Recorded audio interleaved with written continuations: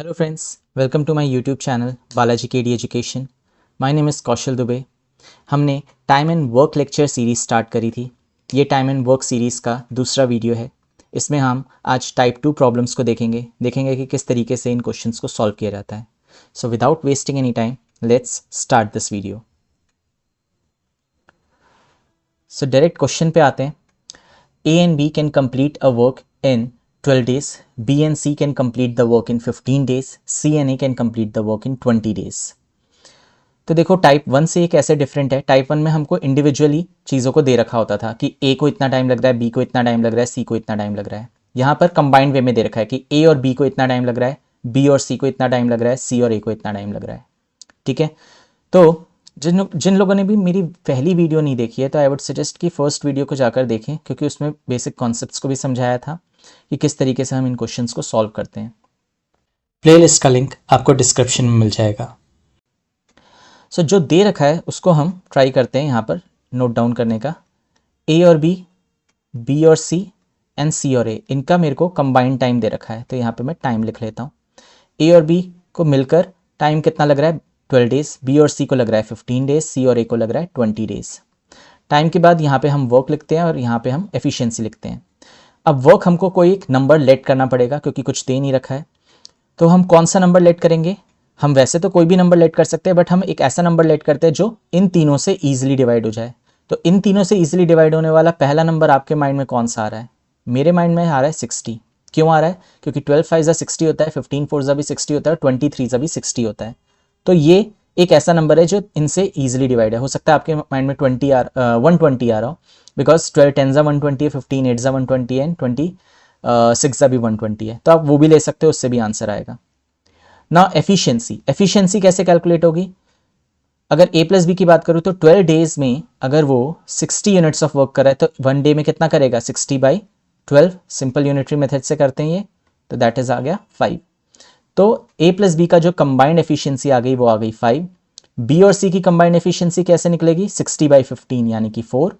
और c और a की कंबाइंड एफिशिएंसी निकल जाएगी 60/20 यानी कि 3। तो अगर मैं इसको सम अप करूं तो 2 times a plus B plus c, और ये कितना आ गया? 5 + 4 9, 9 + 3 12। तो ये आ गया 12। अब यहाँ पे ये 2 टाइम्स क्यों आया? 2 टाइम्स क्यों आया? 2 टाइम्स इसलिए आया बिकॉज a यहाँ पर 2 बार है, b यहाँ पर 2 बार है, c यहाँ पर 2 बार है, इसलिए 2 times a plus B plus C आया। तो a, b और c का जो कंबाइंड एफिशिएंसी होगा वो क्या होगा? 12/2 यानी कि 6 होगा। ठीक है, a प्लस बी प्लस सी का जो कंबाइंड एफिशिएंसी आ गया वो आ गया 6।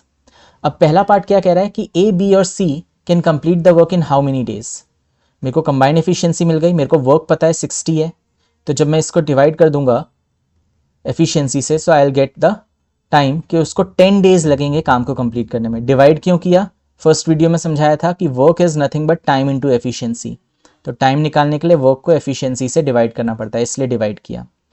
दूसरा तरीका है यूनिटरी मेथड से भी समझ सकते हैं कि अगर 6 यूनिट ऑफ वर्क वो एक दिन में कर रहा है तो 1 यूनिट ऑफ वर्क 1/6 डेज में करेगा, एंड 60 यूनिट ऑफ वर्क करने के लिए उसको कितना टाइम लगेगा? 1/6 × 60 यानी कि 10 डेज लगेंगे। इस तरीके से भी समझ सकते हैं। तो फर्स्ट पार्ट का जो मेरा आंसर आ गया वो आ गया 10 डेज। Got it? अब सेकेंड पार्ट कहता है कि A alone can complete the work in how many days. तो ए अलोन के लिए मेरे को ए की इंडिविजुअल एफिशिएंसी पता होनी चाहिए, तभी तो मैं आगे उसका निकाल पाऊंगा कि टाइम कितना लग रहा है। तो ए अलोन की जो इंडिविजुअल एफिशिएंसी है वो कैसे निकलेगी? देखो, ए प्लस बी का प्लस सी का जो कंबाइंड एफिशिएंसी है वो 6 निकल के आया है। अगर मैं यहाँ से बी और सी हटा दूँ तो मुझे ए का इंडिविजुअल एफिशिएंसी पता लग जाएगा। बी प्लस सी का कंबाइंड एफिशिएंसी मेरे को पता है। यहाँ पे देखो, बी प्लस सी का जो कंबाइंड एफिशिएंसी है वो आया 4 हमने कैलकुलेट किया हुआ है। तो a + 4 = 6 हो गया। a की वैल्यू आ गई 2, यानी कि जो a का जो इंडिविजुअल एफिशिएंसी है वो आ गया 2। सिमिलरली मैं b और c का भी कैलकुलेट करता हूं क्योंकि मेरे को थर्ड और फोर्थ पार्ट में उसकी जरूरत पड़ेगी। तो अगर b का मेरे को इंडिविजुअल एफिशिएंसी चाहिए तो मुझे a और c को हटाना पड़ेगा। a और c का जो कंबाइंड एफिशिएंसी है वो है 3, तो b + 3 = 6। तो b की वैल्यू आ गई 3, यानी कि जो b का इंडिविजुअल एफिशिएंसी है वो आ गया 3। सिमिलरली मैं c का भी कैलकुलेट कर लेता हूँ। a + b + c = 6, तो अगर C का चाहिए तो मुझे A और B को हटाना पड़ेगा, तो C प्लस ए और बी का जो कंबाइंड एफिशिएंसी है वो कितना है 5, या तो यहाँ से देख लो, नहीं तो ए का इंडिविजुअल आ चुका है, बी का इंडिविजुअल आ चुका है, उन दोनों को समअप कर दो, 2 + 3 वो भी आ गया 5 ही, तो C + 5 = 6, तो C का जो इंडिविजुअल एफिशिएंसी आ गया वो आ गया 1। अब बात करते हैं कि A alone can complete the work in how many days, तो A alone can complete the work in how many days, work कितना है 60, और A की इंडिविजुअल एफिशिएंसी आ गई 2, तो उसको कितना टाइम लगेगा 30 डेज टाइम लगेगा कंप्लीट करने में, तो इसका जो आंसर आ जाएगा वो आ जाएगा 30 डेज। सिमिलरली बी का कैसे निकालेंगे, वर्क इज 60 और बी की एफिशिएंसी कितनी आई है 3, तो ये कितना हो जाएगा 20, यानी कि बी को 20 दिन लगेंगे काम को कंप्लीट करने में, ठीक है। और सी का कितना हो जाएगा 60/C की एफिशिएंसी 1, यानी कि 60 डेज, तो सी को 60 डेज लगेंगे काम को कंप्लीट करने में, ठीक है। तो इस तरीके से वो टाइप 2 में पूछेगा, जिसमें उसने कंबाइंड वे में आपको टाइम दे रखा है कि ए और बी 12 डेज लग रहे हैं, बी और सी 15 डेज, सी और ए 20 डेज, एंड देन इनमें से कोई भी एक चीज़ वो आपसे पूछ सकता है। तो मैंने सारी चीज़ों को कवर कर दिया इस पर्टिकुलर क्वेश्चन में कि ए बी और सी का पूछता है कंबाइंड, तो वो भी आप निकाल सकते हो, ए अलोन बी अलोन या सी अलोन का पूछता है तो वो भी आप निकाल सकते हो। इसमें से अगर पूछ ले कि स्लोएस्ट कौन है, तो स्लोएस्ट वो है जिसको सबसे ज़्यादा टाइम लग रहा है, सी को सबसे ज़्यादा टाइम लग रहा है तो सी स्लोएस्ट हो गया, और फास्टेस्ट कौन है बी, क्योंकि बी को सबसे कम टाइम लग रहा है, 20 डेज लग रहे हैं इंडिविजुअली, ठीक है।